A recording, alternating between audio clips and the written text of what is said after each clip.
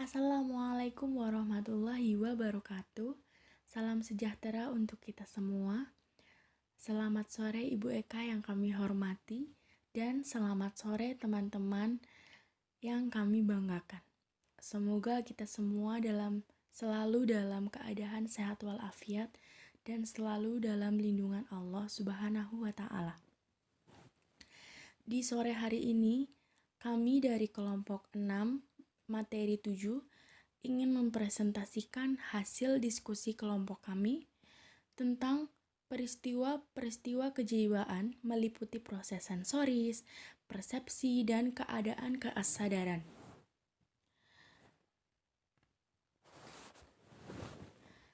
Yang pertama yaitu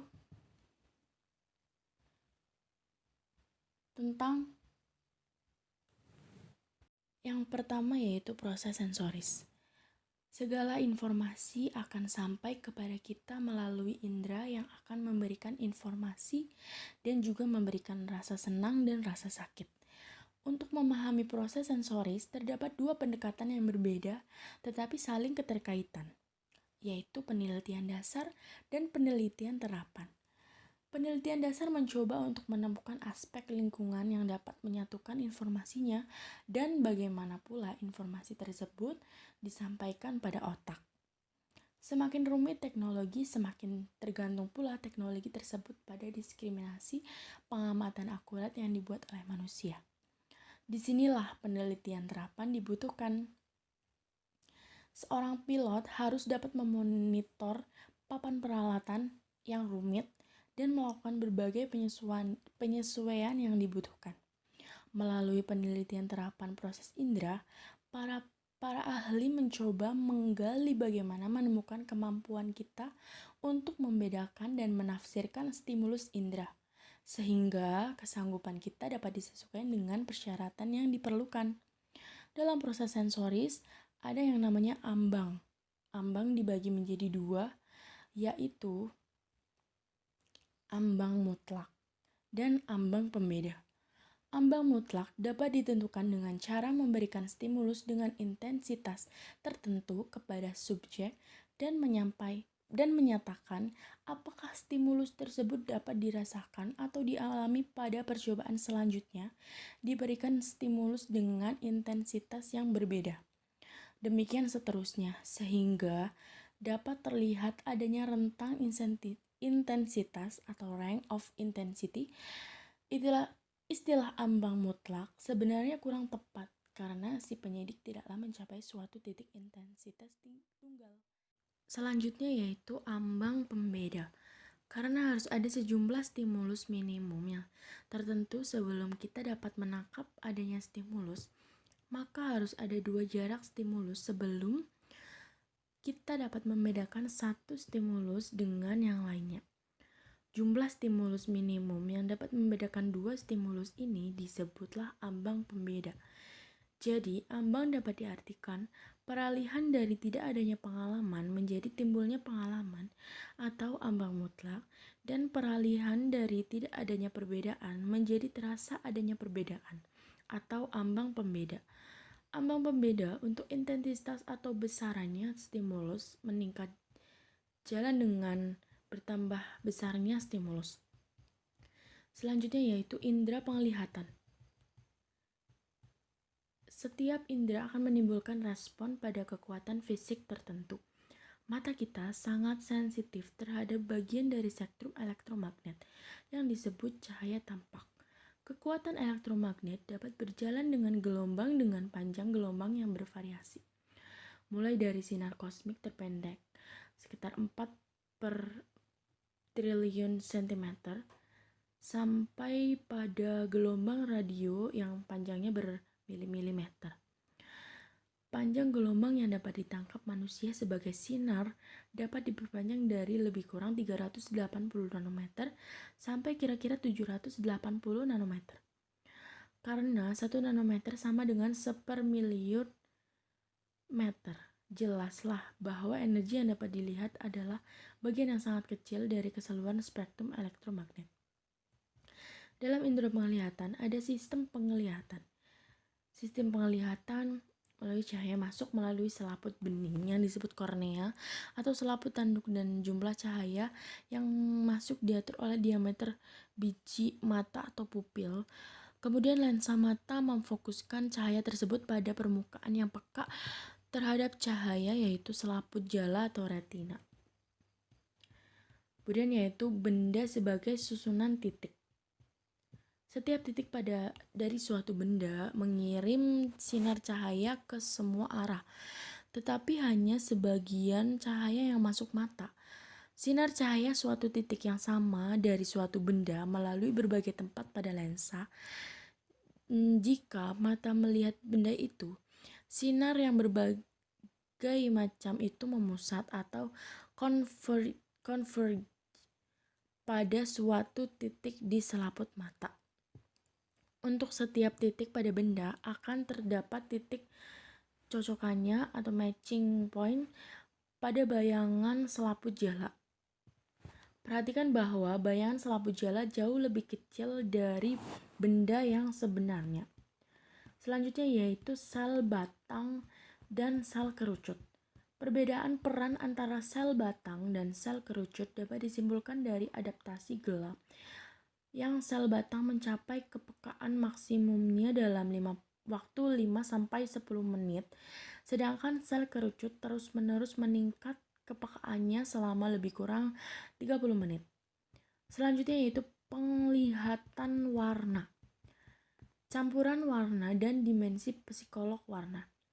Warna-warna kromatis dapat diatur menurut sebuah lingkaran warna atau sesuai dengan urutan panjang gelombang, dengan disediakan tempat untuk warna non-spektrum ungu dan merah.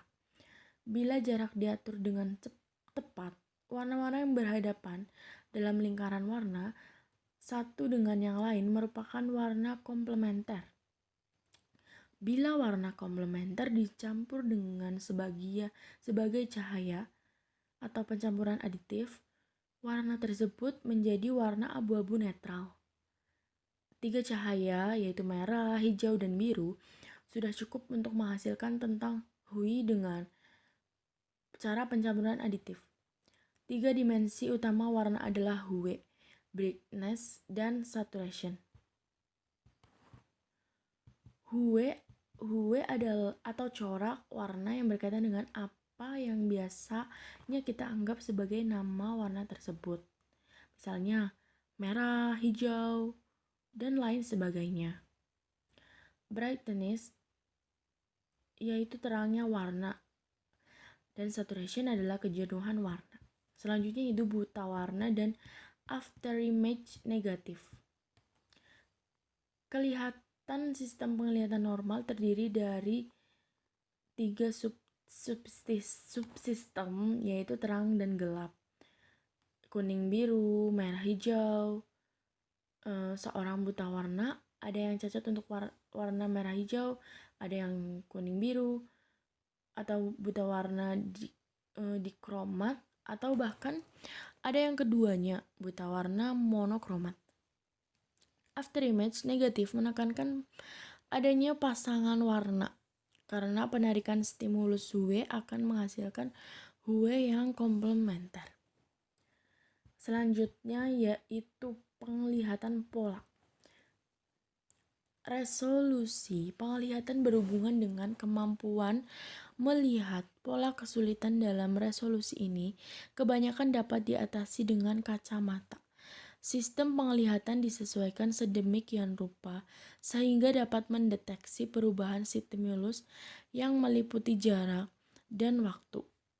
Bayangan selaput jala yang telah distabilkan menghilang dengan segera.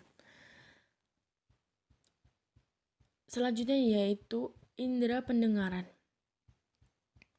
Bila mata memberikan respon pada energi elektromagnetik, maka telinga peka terhadap energi mekanik, yaitu perubahan tekanan antara molekul dalam atmosfer. Suatu objek yang bergetar seperti garpu talah menyebabkan gelombang kompresi dan ekspansi yang berturut-turut di antaranya molekul-molekul udara di sekelilingnya.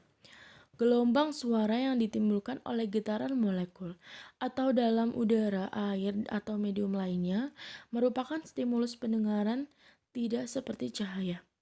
Suara tidak dapat menjalar tanpa medium. Misalnya, dering bel yang digantung di ruangan hampa, udara tidak akan terdengar bila udara dipompa keluar. Telinga luar berhubungan langsung dengan terusan pendengaran atau auditorik channel yang berhubungan dengan gendang telinga. Selanjutnya itu pitch and loudness. Dimensi utama pengalaman auditorik adalah pitch yang ditentukan oleh frekuensi getaran gelombang-gelombang suara dan loudness yang ditentukan oleh amplitudo gelombang ini. Ambang mutlak pendengaran tergantung dari frekuensi nada. Nada dengan frekuensi yang sangat tinggi atau sangat rendah pasti mempunyai intensitas yang lebih tinggi dibandingkan dengan nada dengan rentang tengah frekuensi untuk dapat mendengar. Selanjutnya yaitu suara kompleks. Kebanyakan nada tidaklah murni, artinya nada tersebut tidaklah tersusun dari sebuah frekuensi tunggal. Selanjutnya yaitu indera lain. Indera lain selain penglihatan dan pendengaran tetap penting di dalam kehidupan kita. Tetapi indera tersebut kurang sempurna dalam hal pola dan organisasinya sehingga tidak heran kita menyebut pendengaran dan penglihatan merupakan indera yang lebih tinggi. Indera lainnya yaitu seperti 1. Indera pembauan atau penciuman. Dari sudut pandang evolusi, penciuman merupakan indera yang paling primitif dan yang paling penting dibandingkan dengan indera lainnya. Alat indera penciuman ini mempunyai kedudukan utama di kepala, yang sesuai sebagai indera yang dimaksudkan untuk menentukan tingkah laku. Penciuman mempunyai jalur yang lebih langsung ke otak daripada indera-indera yang lain. Reseptor pada bagian atas hidung dalam olfaktori epithelium setiap rongga hidung dihubungkan langsung tanpa sinopsis ke umbi-umbi olfaktori otak yang terletak di bawah lipatan frontal atau frontal lobes. Selanjutnya kita lanjut ke indera pengecap. Sifat utama pengecapan adalah rasa manis, asam, asin, dan pahit. Pengalaman pengecap lainnya adalah pencampuran dari sifat di atas, tekstur suhu, dan kadang-kadang rasa nyeri atau yang berasal dari enaknya makanan yang berbumbu macam-macam yang dirasakan. Semuanya menyebabkan sensasi yang kita alami bila mana kita mengecap suatu makanan. Reseptor pengecap ditemukan pada tunas pengecap di pinggir dan ke arah bagian belakang lidah. Selanjutnya kita ke indera kulit yang kita kenal sebagai indera perabaan, bukanlah indera tunggal tetapi sekurang-kurangnya terdiri dari 4, yaitu rasa sakit, panas, dan dingin masing-masing dirasakan melalui jenis-jenis titik-titik peka tertentu yang ada pada permukaan kulit. Selanjutnya ada indera kinestasi dan keseimbangan. Dalam bahasa teknis disebut kinestasi, penginderaan otot, urat, dan persendian. Selanjutnya kita lanjut ke proses kejiwaan yang kedua. Peristiwa kejiwaan yang kedua yaitu persepsi. Persepsi merupakan suatu proses yang didahului oleh proses penginderaan, yaitu merupakan proses diterimanya stimulus oleh individu melalui alat indera atau juga disebut proses sensoris. Namun proses itu tidak berhenti begitu saja, melainkan si stimulus tersebut diteruskan dan proses selanjutnya merupakan proses persepsi. Jadi setelah proses sensoris kita lanjut kepada proses persepsi. Karena itu, proses persepsi tidak dapat lepas dari proses penginderaan, dan proses penginderaan merupakan proses pendahuluan dari proses persepsi. Proses penginderaan akan berlangsung setiap saat semua alat indera merupakan yang digunakan untuk menerima stimulus dari luar individu. Alat indera tersebut merupakan alat penghubung antara individu dengan dunia luarnya atau Branca dikutip dari Branca 1964, Woodward and Marquis 1957. Persepsi merupakan proses yang integrated dalam diri individu terhadap stimulus yang diterimanya. Moskowitz dan Orgel 1969. Dengan demikian dapat dikemukakan bahwa persepsi itu merupakan pengorganisasian, penginterpretasian terhadap stimulus yang diinderanya sehingga merupakan sesuatu yang berarti dan merupakan respon yang integrated dalam diri individu.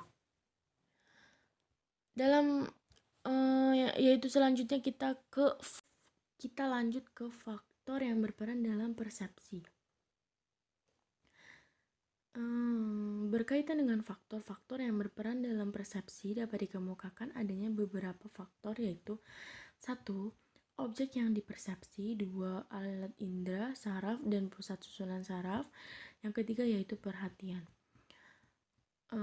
Selanjutnya yaitu proses terjadinya persepsi. Proses terjadinya persepsi dapat dijelaskan sebagai berikut. Objek menimbulkan stimulus dan stimulus mengenai alat indera atau reseptor. Antara objek dan stimulus itu berbeda. Proses stimulus mengenai alat indera merupakan proses kealaman atau proses fisik. Stimulus yang diterima oleh alat indera diteruskan oleh syaraf sensorik ke otak yang disebut sebagai proses fisiologis. Kemudian terjadilah proses di otak sebagai pusat kesadaran sehingga individu menyadari apa yang dilihat, apa yang didengar, atau apa yang diraba. Proses yang terjadi dalam otak atau dalam pusat kesadaran inilah yang disebut sebagai proses psikologis. Proses ini merupakan proses terakhir dari persepsi dan merupakan persepsi sebenarnya. Kita lanjut ke organisasi persepsi. Organisasi persepsi, hukum-hukum menurut teori Gestalt adalah sebagai berikut: hukum Prägnanz, hukum Figuered-Ground, hukum kedekatan. Yang keempat yaitu hukum kesamaan atau similarity.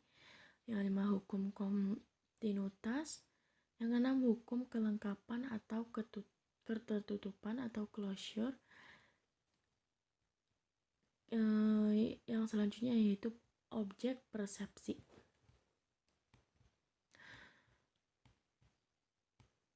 Objek yang dapat dipersepsi sangat banyak, yaitu segala sesuatu yang ada di sekitar manusia.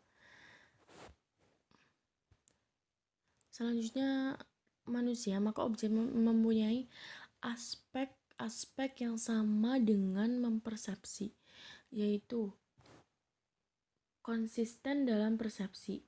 Konsisten dalam persepsi yaitu konsisten bentuk, konsisten warna, dan konsisten ukuran. Yang selanjutnya yaitu perhatian. Perhatian merupakan pemusatan atau konsentrasi dari seluruh aktivitas individu yang ditujukan kepada suatu objek atau sekumpulan objek. Perhatian juga ditinjau dari segi perhatian, ditinjau dari banyaknya objek, ditinjau dari atas perhatian, dilihat dari fluktuasi perhatian. Terdapat dalam makalah semua ya. Yang selanjutnya yaitu stimulus. Ada batas kekuatan minimal dari stimulus agar stimulus dapat menimbulkan kesadapan pada individu. Batas minimal kekuatan stimulus yang dapat menimbulkan kesadaran pada individu disebut dengan ambang absolut sebelah bawah atau dikutip dari Underwood 1949. atau juga disebut ambang stimulus, dikutip dari Townsend 1953, yaitu kekuatan stimulus minimal yang dapat disadari oleh individu. Selanjutnya yaitu faktor individu. Faktor eksternal dalam jika stimulus merupakan faktor eksternal dalam proses persepsi, maka faktor individu merupakan faktor eksternal keadaan individu dapat suatu waktu ditentukan. Satu yaitu sifat struktural dari individu, dua yaitu sifat temporal dari individu, yang ketiga yaitu aktivitas yang sedang berjalan pada individu. Selanjutnya yaitu persepsi melalui indera penglihatan. Secara alur dapat dikemukakan bahwa proses berlangsung sebagai berikut, yaitu stimulus mengenai alat indera ini merupakan proses yang bersifat kealaman atau fisik. Kedua yaitu stimulus kemudian dilangsungkan ke otak atau oleh saraf sensoris. Proses ini merupakan proses fisiologis. Yang ketiga di otak sebagai pusat susunan urat saraf terjadilah proses akhir individu. Proses ini yang disebut merupakan proses psikologis.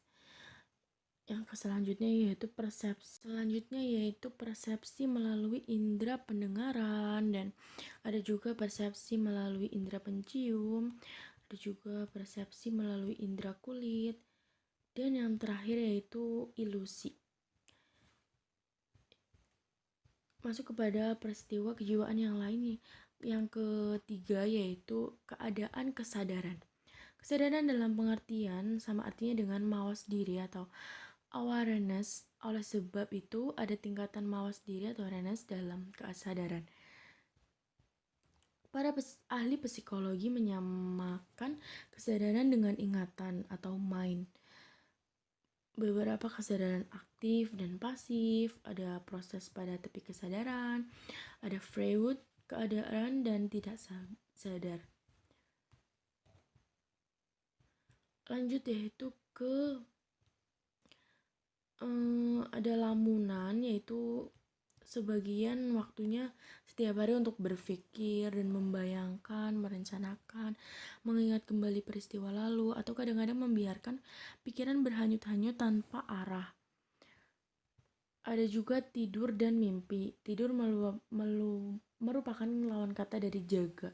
Namun kedua keadaan tersebut mempunyai banyak kesamaan. Bermimpi adalah perubahan kesadaran di mana bayangan yang diingat dan fantasi sementara tercampur dengan kenyataan luar. Selanjutnya yaitu ada obat-obatan psikoaktif. Obat-obatan psikoaktif yang mempunyai efek psikologis disebut psikoaktif. Obat-obatan tidak hanya obat-obatan jalanan seperti heroin dan marijuana, tetapi juga obat tidur dan obat-obatan yang digunakan untuk gangguan mental maupun obat-obatan yang lebih dikenal seperti alkohol, tembakau, dan kopi. Selanjutnya yaitu klaim yang berdasar bagi jiwa. Perubahan tentang kesadaran belumlah lengkap tanpa mempertimbangkan beberapa klaim yang esoterik atau hanya dipahami oleh beberapa orang dan mistis tentang jiwa yang telah menarik perhatian banyak orang dewasa. Dikutip dari Ornstein 1977, Tart 1975. Namun bila diklaim tersebut nyata, para ahli jiwa dapat mengunjunginya dengan menggunakan kriteria ilmiah sebagaimana biasanya. Sekian dari kelompok kami. Mohon maaf apabila ada kesalahan. Wassalamualaikum warahmatullahi wabarakatuh.